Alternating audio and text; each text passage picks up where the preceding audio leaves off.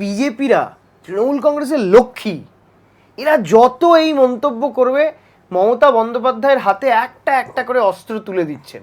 এবং আজকে দেখুন বিজেপি যে ন্যারেটিভ নিয়ে 2021 সাল থেকে নেমেছিল, মানে আপনি বলতে চাইছেন চোর চোর চোর, সেটা সরে আজকে গেছে। সেই ন্যারেটিভ সরে গিয়ে এসআইআর কে সামনে নিয়ে এসে বিজেপি তৃণমূল কংগ্রেসের হাতে এই অস্ত্রটা তুলে দিয়েছে। আমি আপনাকে বলছিলাম আমরা চাই যে বিজেপি আরো বেশি করে বাংলা বিরোধী এই স্টান্স নিক, তাতে আপনাদের সুবিধা হবে। বাঙালি অস্মিতাই কি বিজেপি? বাঙালি অস্মিতা শুধু নয়, এটা শুধু বাঙালি অস্মিতা কেন, বাংলায় কত বিহারের লোকজন থাকে, এই যে এত উবার র্যাপিডো চলছে, আপনি দেখুন সবাই হিন্দিভাষী, হিন্দি ভাষায় কথা বলে, তা সেটা নিয়ে কেউ বলে না তো যে বাংলায় এত লোক কাজ করতে আসছে। শুধু বাঙালি অস্মিতা নয়, বিজেপি দলটা যে মানুষ বিরোধী দল।